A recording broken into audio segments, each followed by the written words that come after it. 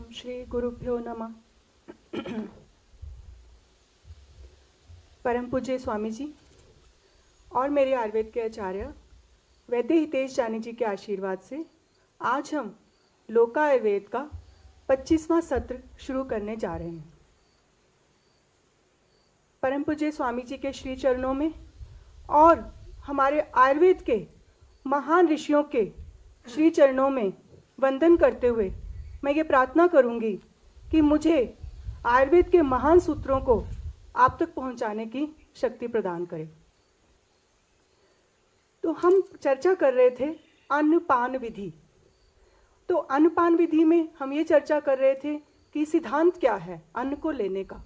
तो वो है हितभुक, मितभुक और ऋतुभुक।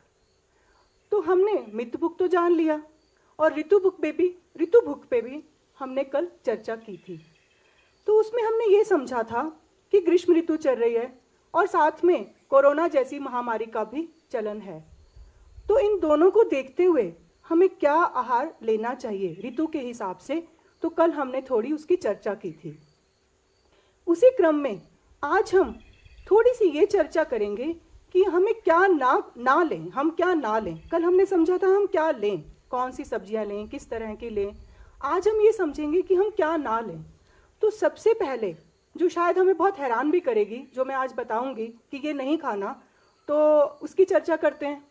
तो उन्होंने बताया कि ग्रीष्म ऋतु में दही का सेवन नहीं करना चाहिए। तो हम बहुत ज़्यादा आजकल दही का सेवन हम करते हैं और जनरली ग्रीष्म ऋतु में तो बहुत ज़्यादा करते हैं। तो दही का सेवन यानी कि दही, उसको कर्ड और योगर्ट आप ना समझिए, क्योंकि आजकल मार्केट में जब हम दही का नाम लेते हैं तो हमें सुनने में आता है कि कर्ड, योगर्ट, तो ये नाम बहुत ज़्यादा प्रचलन में है, लेकिन इनको आयुर्वेद दही नहीं मानता। वो हम आगे जब पंचगव्य की चर्चा करेंगे तब दही क्या है, एक्चुअली आयुर्वेद में इसके बारे में क्या क्या कहा गया, इसे कैसे बनाया जाता है, इसके गुण क्या हैं, कौन सी रोगों में ये बहुत अच्छा काम करती है, कौन सी ऋतु में इसको खाना चाहिए, किस तरह से खाना चाहिए, किन पदार्थों के साथ खाना चाहिए। तो जब हम पूरा पंचगव्य की चर्चा धीरे धीरे करेंगे तो हम उसकी चर्चा करेंगे। लेकिन आज हम ये समझ रहे हैं कि ऋतु के हिसाब से, ग्रीष्म ऋतु के हिसाब से और कोरोना के हिसाब से हमें दही नहीं खाना चाहिए। तो अब प्रश्न आता है कि क्यों नहीं खाना चाहिए, क्योंकि हम तो पहले पूछते हैं सब चीज़ों में कि क्यों ना खाएं। तो उन्होंने बताया कि जो दही है वो गुरु होती है, मीन्स हैवी होती है, तो हमें तो लघु चीज़ें खानी है इस ऋतु में। फिर उन्होंने बताया कि वो जो है वो शीतलता नहीं देती है, उष्ण वीर्य है, मतलब खाने के बाद दही सबसे ज़्यादा गर्मी करता है, तो ग्रीष्म ऋतु में मना किया गया। और इसके साथ साथ आजकल कोरोना का जो चल रहा है तो उसमें बताया जाता है कि कफ को ना बढ़ने दें। तो जो दही है वो सबसे ज़्यादा कफ कारक है, अभिशंधि है। तो अभिशंधि जो शब्द हमारे ऋषि मुनियों ने यूज़ किया था, उसका मीनिंग ये था कि ये चैनल्स को ब्लॉक करता है, मतलब जितनी भी हमारी ग्रंथियाँ हैं उनको ये उनके स्राव को रोकता है।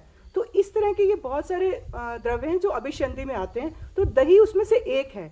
तो इसलिए उन्होंने कहा कि ग्रीष्म ऋतु में और खास करके अब कोरोना का टाइम है तो हमें दही नहीं खानी है। अब हम क्योंकि ऋतुभुक के हिसाब से चर्चा कर रहे हैं और ऋतु के हिसाब से कर रहे हैं, तो इसलिए हमने थोड़ा समझा है। और फिर क्या क्या ना खाएं, तो उन्होंने बोला बेकरी की आइटम, क्योंकि मैदा आइटम हमेशा ही जठराग्नि के लिए अच्छी नहीं है, क्योंकि वो बहुत देर से पचती हैं। तो हमारी जठराग्नि तो बहुत मंद है, क्योंकि ग्रीष्म ऋतु चल रही है, अल्प बल की ऋतु है। तो उन्होंने बोला कोई भी बेकरी की आइटम जिसमें पिज़्ज़ा, बर्गर, जो भी हम आजकल बहुत कॉमन खाते हैं, और चॉकलेट्स, जितने भी तरह का भारी चीज़ें, पनीर, भारी दालें, राजमा, बहुत सारे जो कठोल, बहुत सारी जो भारी चीज़ें हैं, दाल मखनी, इस तरह की चीज़ें इस ऋतु में ना खाएं।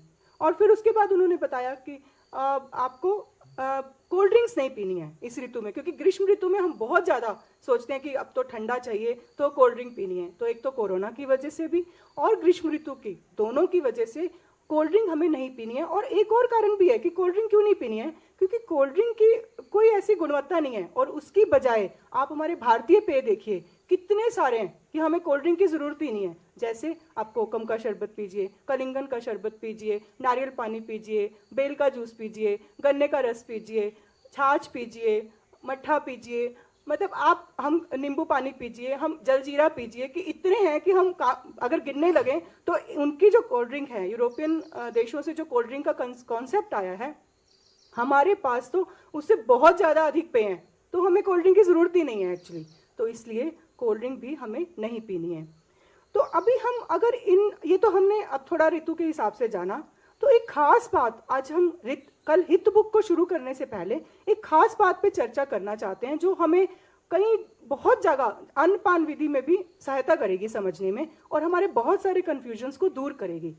तो अगर मैं आपको कहूँ कि जैसे मैंने आपको अभी बताया था कि दही खानी नहीं खानी है, तो आप कैसे समझे उसको? आपने इस सूत्र को कैसे समझा कि मैंने आपको बताया कि ये गुरु होती है, मतलब भारी होती है पचने में, और ये आपको गर्म होती है, मतलब आपको बहुत ज़्यादा शीत वीर्य नहीं देती है, आपको बहुत सारे रोग भी करती है, कफ कारक होती है। तो मैंने आपको ये शब्द यूज़ करके दही के बारे में बताया, लेकिन मैंने तो कहीं भी यूज़ नहीं किया कि इसमें इतने कैल्शियम होते हैं, इसमें इतने प्रोटीन होते हैं, इसमें इतनी कैलोरीज होती हैं, इसमें इतना फैट होता है। लेकिन फिर भी आपको समझ आया कि हाँ, ये इस ऋतु में नहीं खानी चाहिए। आपको जठराग्नि के हिसाब से समझ आया कि कि हमारी जठराग्नि मंद है इस ऋतु में, और वो गुरु है, तो अगर हम खाएंगे तो वो हमें पचन नहीं करेगी, उल्टा नुकसान करेगी। तो आपने ऐसे समझा। तो इससे ये पता चलता है कि जो हमें आजकल न्यूट्रिशन का कॉन्सेप्ट बताया जाता है, पदार्थों को चयन करने के लिए, उनकी गुणवत्ता को चयन करने के लिए कि इस द्रव में ये गुण हैं, आप कैसे देखें? आप उसके कैल्शियम, प्रोटीन, विटामिन से देखें और उनको चूज करके खाइए। लेकिन वो तो यहाँ पे एप्लीकेबल हुआ ही नहीं, फिर भी हमें समझ आया। तो इसका मतलब हमारे ऋषि मुनियों ने उन्होंने तो आपको ये लग रहा है कि तो फिर हमारे ऋषि मुनियों ने क्या बताया? ये तो आपने बताया कि हाँ, इसके हिसाब से आपने चयन नहीं करना। तो ऋषि मुनियों ने क्या बताया उसको हम थोड़ा सा एक एग्जाम्पल से समझते हैं। कि जैसे हम अभी एक शुंठी का एग्जाम्पल लेते हैं कि कैसे पता लगेगा हमें कि इसकी गुणवत्ता क्या है और हमें इसको चूज कैसे करना है। क्योंकि जो हितमुख है, हितभुक है, मितभुक है और ऋतभुक है, वो तो विधि है, अन्न को लेने की विधि है। लेकिन कौन सा अन्न लेना, उसके गुणों को देखना, वो भी तो देखना पड़ेगा। तो क्योंकि जिस अन्न को खाना है पहले वो भी तो समझ आना चाहिए कि उसको कैसे चूज करना, उसको कैसे सेलेक्ट करना, क्योंकि ये तो विधि है लेने की, लेकिन जठराग्नि के हिसाब से उसको लेने की। लेकिन जठराग्नि के लिए कौन से सूटेबल हैं उसको भी तो समझना पड़ेगा। तो उसको समझने के लिए हम थोड़ा सा एक शुंठी के एग्जाम्पल से, बहुत इजीली आपको समझ आएगा, मैं समझाती हूँ।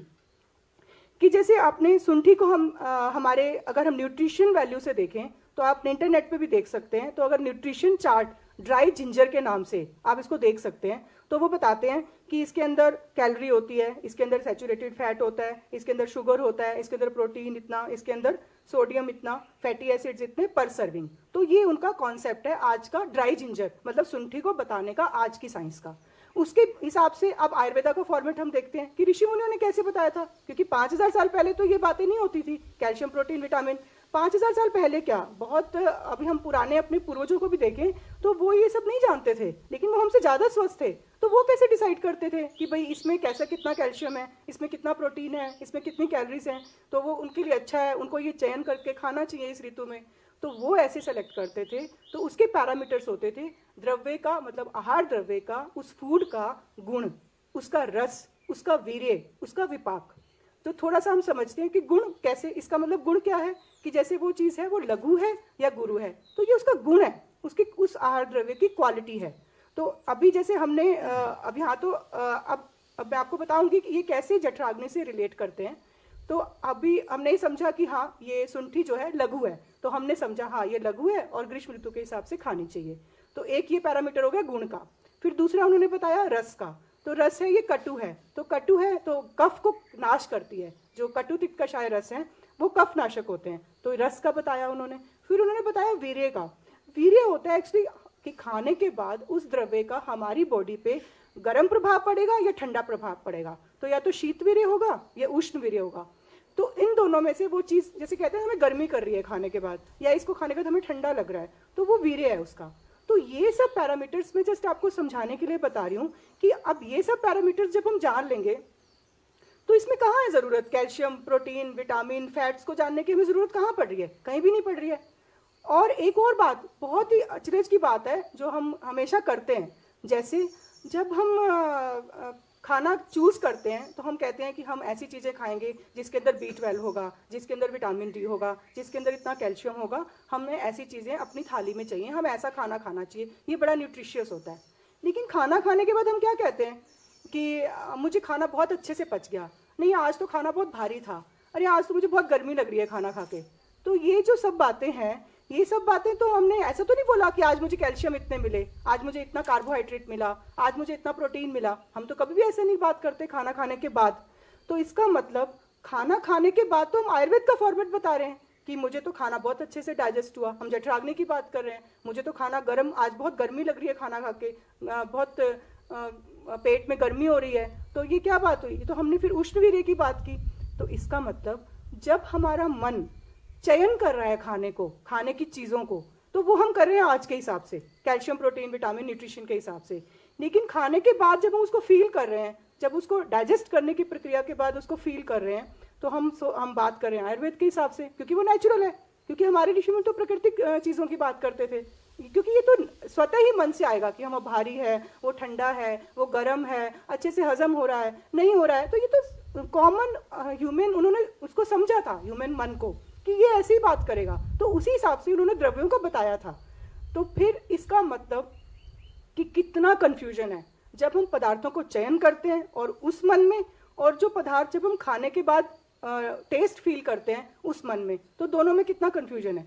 सो शायद इसीलिए हमें आज बहुत ज़्यादा आहार लेने में कन्फ्यूजन है, अपना डाइट प्लान करने में कन्फ्यूजन है।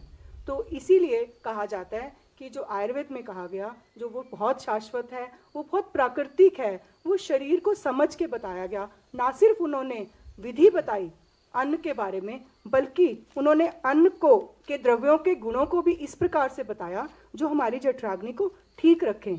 तो इसीलिए तो उन्होंने अन्न की परिभाषा दी, अन्नम भक्ते च भुक्ते स्यात्, कि जो अन्न उसे कहा जाता है कि जिस द्रव्य को हम लेंगे और जो भुगता है, जो भोगने वाला है, वो किस विधि से ले रहा है, उसकी जठराग्नि क्या है, इन दोनों को मिलाकर ही तो अन्न बनेगा, तभी तो वो अच्छे से डाइजेस्ट होगा। जब लिया हुआ द्रव भी हम अच्छे से चयन करेंगे, किस हिसाब से चयन करेंगे? कैल्शियम, प्रोटीन, विटामिन के हिसाब से नहीं, उसका रस क्या है, उसका गुण क्या है, उसका वीर्य क्या है, उसका विपाक क्या है, तो ये हमें समझना पड़ेगा। हम इसे छोड़ नहीं सकते। हमने कैल्शियम, प्रोटीन, विटामिन को कैसे समझा, ऐसे ही तो हमें ये समझना पड़ेगा, क्योंकि ये बहुत सिंपल चीजें हैं। आप किसी भी पदार्थ को देख के बता सकते हैं कि उसका गुण क्या है, किसी भी पदार्थ को आप खा के बता सकते हैं उसका रस क्या है, तो कोई मुश्किल नहीं है इसको समझने में। तो इसीलिए हमें जब तक हम अन्न को पूरी तरह से चीज़ों के हिसाब से, उसके गुणों के हिसाब से, खाने की विधि के हिसाब से, हमारी जठराग्नि के हिसाब से पूरा नहीं समझेंगे, तो हम अन्नपान विधि को नहीं समझ सकते। तो क्योंकि यही तो, तभी तो अन्न को ब्रह्मा कहा गया, तभी तो अन्न को जीवन देने वाला कहा गया, तभी तो उसको स्वास्थ्य देने वाला कहा गया। तो इस प्रक्रिया को तो हमें समझना ही पड़ेगा। तो कल इसी क्रम में हम हितभुक की शुरुआत करेंगे। और इससे पहले, इसके बस हम ख़त्म करने से पहले मैं यही कहना चाहती हूँ कि संतों की कृपा से ही हमें गति यानी कि हमारा उद्धार होता है, मति यानी कि हमारा विवेक बढ़ता है, और कीर्ति यानी कि हमें यश की प्राप्ति होती है।